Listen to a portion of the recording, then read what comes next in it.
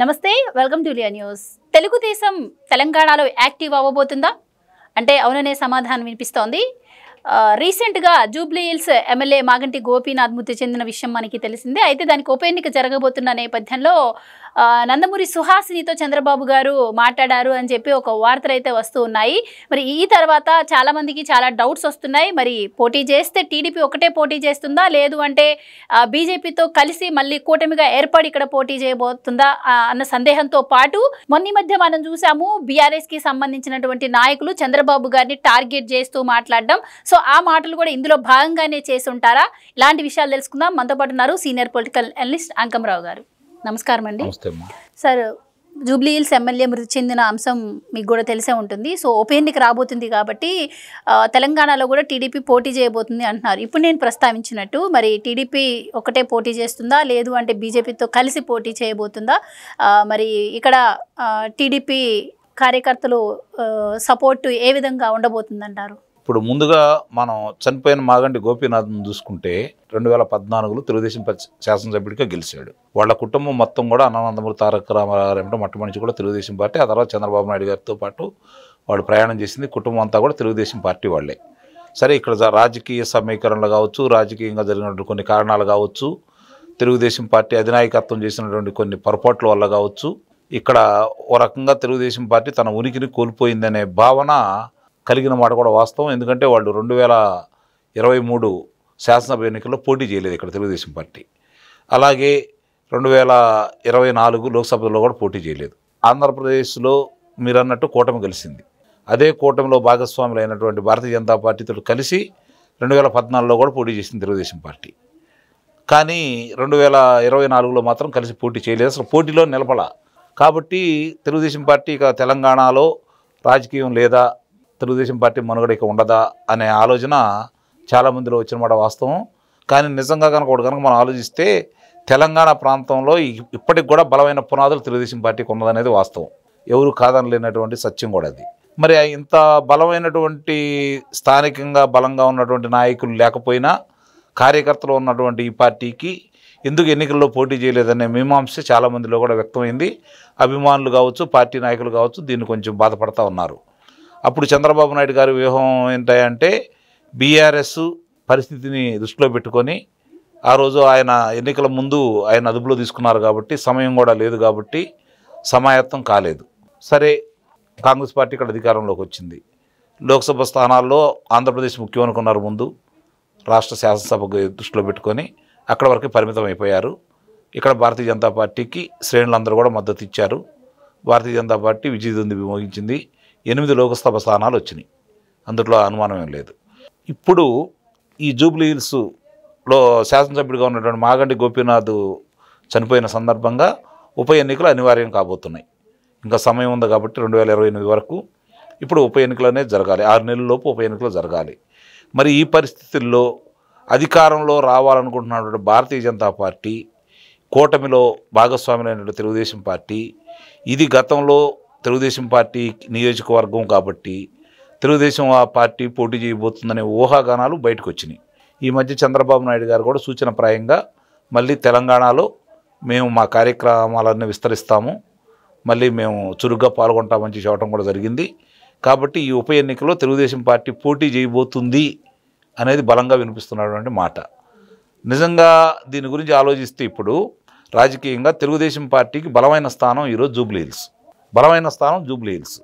కాబట్టి ఇక్కడ ఎట్టి పరిస్థితుల్లో కూడా తెలుగుదేశం పార్టీ పోటీ చేయాలని కోరుకుంటుంది. నిజంగా చంద్రబాబు నాయుడు గారు తెలుగుదేశం పార్టీ నుంచి ఇక్కడ అభ్యర్థిని నిలపాలి అని అనుకుంటే భవిష్యత్తులో ఇక్కడ కూటమిగా ఏర్పడి మళ్ళీ భారతీయ జనతా పార్టీ అధికారంలో రావాలని చెప్పని కూడా వాళ్ళు పావులు కదుపుతున్నారు. కాబట్టి కూటమి నిస్సందేహంగా కూడా ఈ తెలుగుదేశం పార్టీ కేటాయిస్తారని చెప్పి అయితే నేను బల్లగుద్ది చెప్పగలను.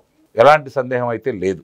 ఎందుకంటే ఇప్పుడు మీరు ఇందాక ఉదాహరించినట్టు జగదీశ్వర్ రెడ్డి కావచ్చు, లేకపోతే హరీష్ రావు గారు కావచ్చు, లేకపోతే కేటీఆర్ కావచ్చు, వీళ్ళందరూ కూడా కావాలని మళ్ళీ తెలుగుదేశం పార్టీ ఇక్కడ గనక బలంగా నిలబడితే వాళ్ళకి ఇబ్బంది అన్న భావంతో రాకుండా చేయాలన్న ఉద్దేశంతో, కూటమిలో కలవకుండా చేయాలన్న ఉద్దేశంతో, మైత్రి బంధాన్ని విడగొట్టాలన్న ఉద్దేశంతో మళ్ళీ ప్రాంతీయ విభేదాలను సృష్టించడానికి తెలుగుదేశం పార్టీని, చంద్రబాబు నాయుడు గారిని ఒక బూచిగా సృష్టించి మళ్ళీ వాళ్ళు పబ్బం గడుపుకోవడానికి రాజకీయంగా లబ్ధి చెందడం కోసం వాళ్ళు మళ్ళీ అలాంటి ప్రయోగాలు చూస్తున్నారు.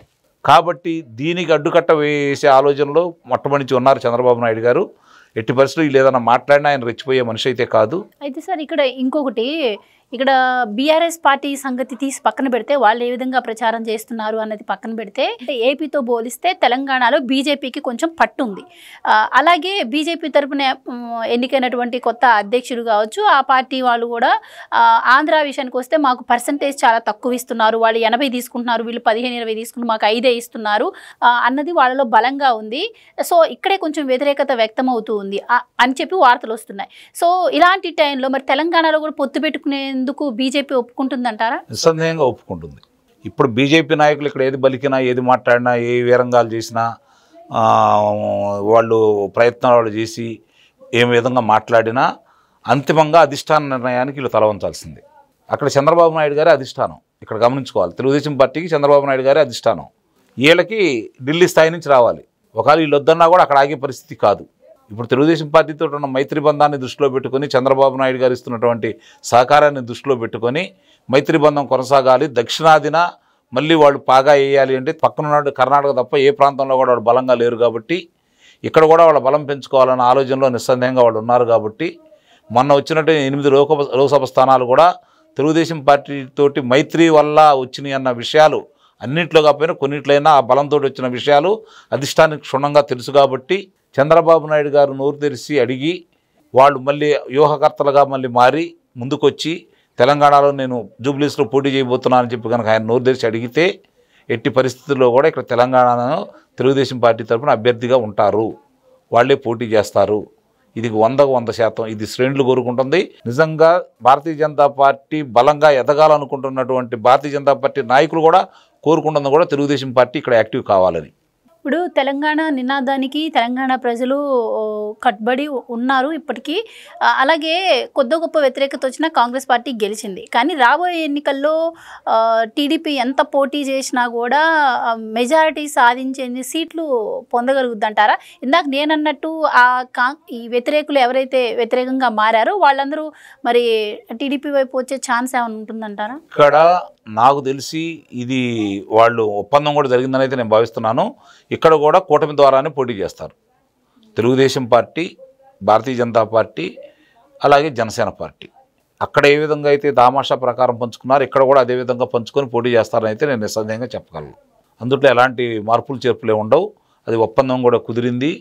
ఒకవేళ వీళ్ళు ఏదన్నా ఆశపడతా ఉంటే సహజంగానే వాళ్ళు ఏమనుకుంటారంటే మేము అధికారంలో రాబోతున్నాం కాబట్టి 119 స్థానాలకి మేమే పోటీ చేయాలని చెప్పి భారతీయ జనతా పార్టీ కార్యకర్తలు కావచ్చు, భవిష్యత్తులో శాసనసభ్యులుగా గెలవాలనుకున్న వాళ్ళు కావచ్చు, వాళ్ళకు ఉండే ఆలోచన వాళ్ళకు ఉంటుంది. దాన్ని అయితే మనం కొట్టిపారేయలేము. కానీ వాళ్ళు అధికారంలో రావాలి అంటే బీహార్ చూసాము, మిగిలిన ప్రాంతాలు కూడా చూస్తున్నాం, హర్యానా కావచ్చు, వివిధ చోట్ల ఏ విధంగా కలుపుకొని వెళ్తున్నారో అట్లానే ఇక్కడ కూడా తెలుగుదేశం పార్టీని జనసేన కలుపుకొని వెళ్ళి పోటీ చేయాలని చెప్పి వాళ్ళైతే కేంద్ర అధిష్టానం ఒక నిర్ణయానికి వచ్చింది. దాన్ని అమలు చేయడం వరకే వీళ్ళ బాధ్యత తప్ప వ్యతిరేకిస్తారని చెప్పి అయితే నేను భావించను. కాబట్టి వీళ్ళు మొట్టమొదటి కొన్ని వాళ్ళ అభిప్రాయాలు ఉంటాయి కదా. ఇప్పుడు జూబ్లీస్ ఉంది, ఇక్కడ పోటీ చేయాలని ఒక అభ్యర్థి అనుకుంటే తెలుగుదేశం పార్టీ ఉన్న తర్వాత అతనికి ఆశలు సన్నగిలినట్టే కదా. కాబట్టి అలాంటి వాళ్ళు కొంతమంది వాళ్ళ గోడు వెళ్ళబోసుకుంటారు అధిష్టానం ముందు. కానీ అంతిమంగా అధిష్టానం ఒక నిర్ణయం తీసుకొని మీరు అమలు చేయందంటే వీళ్ళు మెదలకుండా అమలు చేయాల్సిందే. అదే జరిగిద్దని అయితే నేను భావిస్తున్నాను. ఎట్టి పరిస్థితుల్లో కూడా జూబ్లీహిల్స్ ఉప ఎన్నికల్లో తెలంగాణ నుంచి తెలుగుదేశం పార్టీ మళ్ళీ తన ప్రస్థానాన్ని కొనసాగిస్తుందని అయితే నేను భావిస్తున్నాను. Right sir, thank you so much. Please subscribe to Leo news for more videos.